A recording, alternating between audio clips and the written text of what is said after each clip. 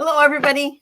Very excited to be here today. We're going to be talking about endless hoops and endless designs and how to make them. I've got a couple of examples, and some of you have seen these belts that I've made before, and they're not really just belts. These can be straps for a bag. This is done with a faux leather, and you can see I've put another piece of leather on the back. This is one type of endless design. And there's lots and lots of designs you can find in the My Sewnet library that are made like this that are perfect for making straps for bags. And anytime you need a continuous design like this, could work well down the ends, sides of jeans, that type of thing. And then we also have a pair of pants that I did an endless design down the leg of the pants. And this is really, really a fun design that I think works beautifully. Unfortunately, I grew out of these pants, so I'm going to need to grow back into them, wear them. But I do really love designs that are done like that. And then I did a little embroidery from the design, kind of like just cut out one of those flowers and put it back there on the back. So the thing is, when you're making in designs for the endless hoop, there are a couple of tricks to make them work. And there's two different types of endless designs. An endless design usually will have markers on the beginning and the end to help you line up the designs. But then if you're doing a quilt design like this, if it has an endless marker, it may or may not, because the quilt design, any quilt design that you're doing, will tend to have one stopping point. And then the needle goes back to the very first stitch. And all you need to do is connect that first stitch with the last stitch. So you don't need extra marker stitches for those kind of things. I'm going to show you on the design on a machine of so you can understand how important those marker stitches are. And then I'm going to load the design and show you how I would do that on my, right now I'm on the creative icon too. So switching over to my machine, all right. This endless design is the one that I'm using right now. And that I've got over here, you'll see I've already done a couple of stitch outs on this vinyl fabric with the design that I have. But what's interesting about this one is if you look at the stitches at the very beginning, and you'll see that there's like a corner stitch, and then it goes over and it does another marker on the corner. And it does that right at the very beginning. The first stitch, and I'm going to zoom in a little bit so you can see this better. All right, let me just see how close I can get. The very first stitch is going to be in that upper left-hand corner. And then it's going to come down and go down back to the corner and over to the right, and then it's going to stitch over there. Now, normally on the other end at the bottom, there is another endless marker. But in this case, it's not at the very end of the design. It's actually up a little bit. And I want to explain why that happens. And so if you want to make your own endless designs, you can do it a lot easier if you understand how that's going to work. So I'm going to move this design up in the screen. And this is what I usually do when I'm doing this. All right. And I'm going to duplicate that design. Duplicate it. And then I'm going to bring it down so that you can see how they join up. And you see this little round circle of that embroidery design. It is actually supposed to be up here and filling this area here. Now, when I disconnect it, and I'm looking over in this area where those stitches are joined, and I can just zoom in and make the screen larger for you. You can see right now I don't have that design lined up perfectly. There is, and I'm going to select the design and move it over, and then I'll disconnect, and I can see it's still not lined up. So I'm going to move it down a little bit, one more. And so now I can see that those corner marker stitches are lined up perfectly. Then I know the rest of the design will line up perfectly also. All right. So if I zoom back out, you see that the marker stitch on this side and the marker stitch on that side are lined up perfectly. And if I separate the design out, it makes a little bit more sense of where the lining, where the marker stitch is. Now, if I'm going to come back out to the full screen here, And I'll get rid of that extra design and bring this one down. So the marker stitch at the top is going to the very top of that embroidery design. And that circle needs to fit inside the first design. And so this design is a little bit different than a lot of them. Many of them will just, the marker stitch will be at the very end and the very beginning. This one is planned out a little bit differently.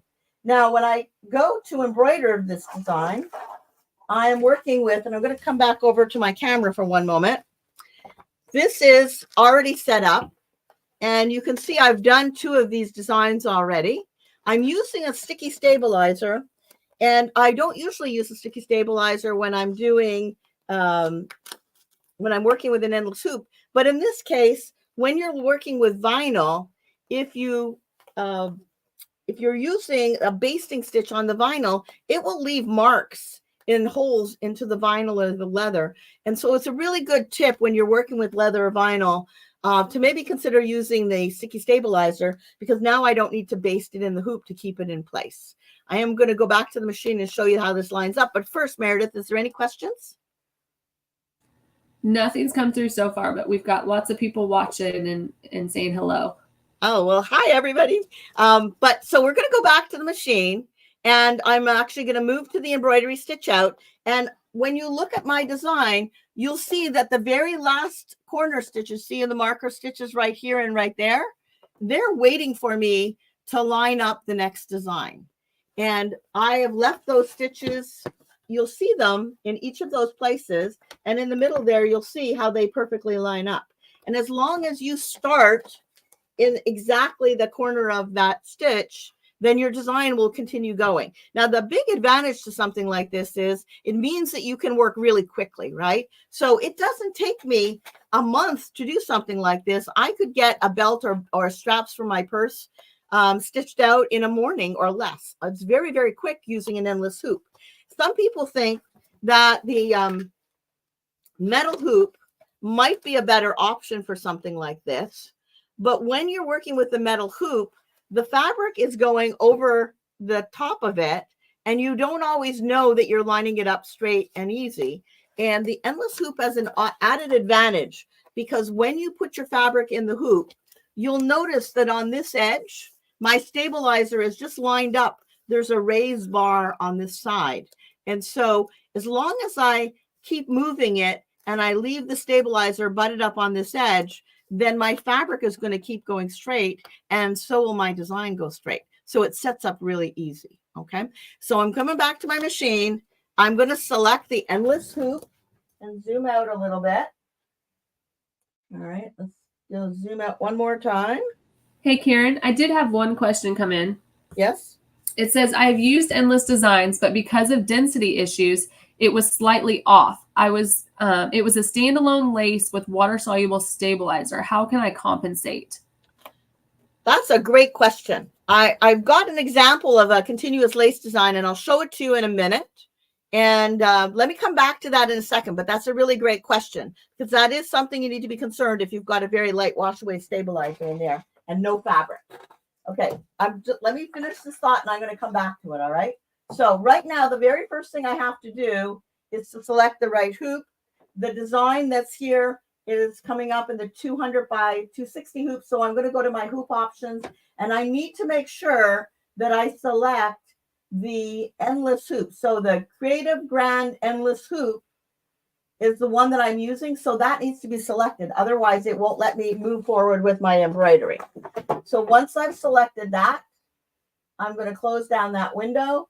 And I'm going to, just for the fun of it, it doesn't really matter. It doesn't have to be, but I'm going to center that in the hoop, the design in the hoop. Okay. And then I'm going to touch go, and I'm going to touch OK. Then my embroidery arm moves over, and I'm ready to start putting my hoop on. And this is a little bit different. You want to make sure that the last part of your embroidery slides. And in the hoop area, right here, there's a groove that's cut out of it completely.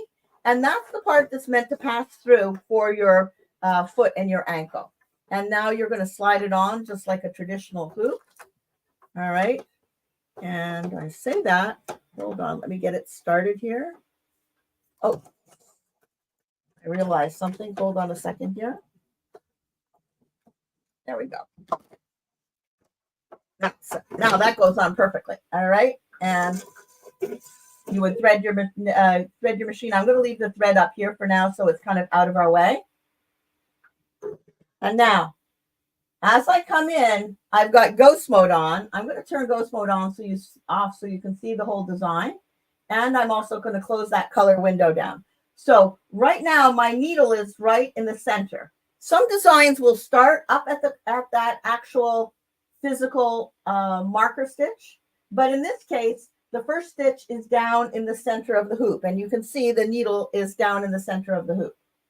So what I do is I will move ahead, stitch by stitch, until the needle moves up to where that corner marker stitch is.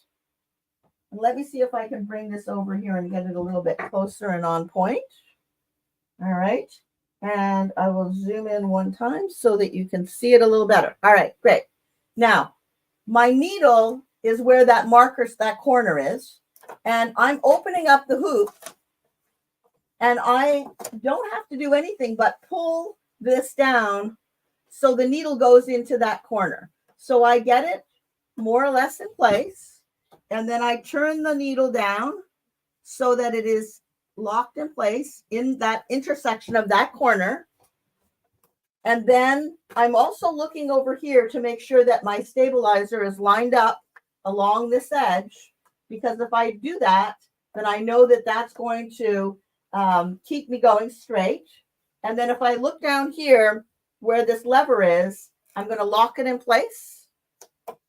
And now I'm over back where my needle is. Okay. I usually will lift the needle up out of it and then come back down into the same hole and make sure it didn't shift. And then once that's done, if I didn't want to stitch it because I wasn't sure it was correct, I can move ahead a couple of stitches. So it's doing one corner, and then it travels over to the other corner, and I can put my needle in the hole and make sure that that's exactly where it needs to be too. And you can see how easy that works. Wait a second. See that? And so without having to stitch anything, I know this design is perfectly lined up. And that makes it a lot easier to keep going and work with this really, really quickly. Okay, I'm going to come back over here. Did that make sense? So a lot of people are kind of timid about using the endless hoop. I think they're the best things in the world, because here's an example of this lace design. Okay, this is a pure lace design. It actually is meant for the smaller hoop. There's a reason for us to have a larger endless hoop and the smaller endless hoop. The smaller endless hoop is all the designs that are meant for the smaller endless hoop are going to fit in this size, which is 100 by 180. And for the person that had the question about compensation, what happens is if you're doing a lace design that is a small lace design, which is 100 by 180, and you use the grand endless hoop for that, there's not as much stability to it because the hoop is much, much bigger. It means your stabilizer has less support. So one of the first things I would do is if I'm making lace, usually it is meant for the smaller endless hoop. And I would make sure to use this hoop instead of the larger one. And so that means you get more support all the way around. The other thing that you can do, because you're using a wash away stabilizer and the Aqua Magic is very thin, if you feel like you need to support, you can use double the Aqua Magic. And then that will give you more support in the stabilizer too. Some of the hoops came with another thing that was called hoopies. And I know that the Quilters one did come with it for a long time. You probably have it. And that was actually meant to put around the bar here, and it stopped the fabric from moving. It kind of like had a little bit of a tackiness to it, and it stopped the fabric from moving in. But that's not going to help you if it's endless hoop and you're using Aqua Magic, but it will stop the Aqua Magic for sliding. So if you have a hoopies that fits your endless hoop, then I would get that out and use it, because that's one of the purposes for it. And then the last thing that I would say, when it comes to endless designs like lace, and if you see the stabilizer is moving in, and that means usually that there's either not enough stability to the stabilizer, or maybe the needle is coming up and down and it's kind of pulling the tension. If the tension is kind of pulling too tight. And so to stop that from happening, you can often go from 50 to 45 with your thread portioning. And what it'll do is it'll let out a little more thread, and you will get less pulling on the stabilizer. So it's another way of dealing with that same problem. So we've been going for 20 minutes. I hope you've got a good sense of some of the things you need to consider when you're working with your endless hoop. I would love it if you would leave some comments and pictures of endless designs that you've done. If you leave some pictures of endless designs you've done, then I promise I'll leave some more pictures of things that I have done. But if you have an endless hoop, or you're thinking about getting an endless hoop, get it out, start using it. On my Sonnet library, I checked it out yesterday. There is over 1,100 endless designs that are all made. And of course, if you have our silver or higher level platinum or gold software, you can make your own endless designs with any embroidery design. You don't need to go and get a special one. You can take it and make your own endless designs. I hope you give it a try, and I hope you're inspired to post some pictures and let us see how you've done. So bye, everybody. It was great seeing you, and it was fun. I hope to be with you again soon.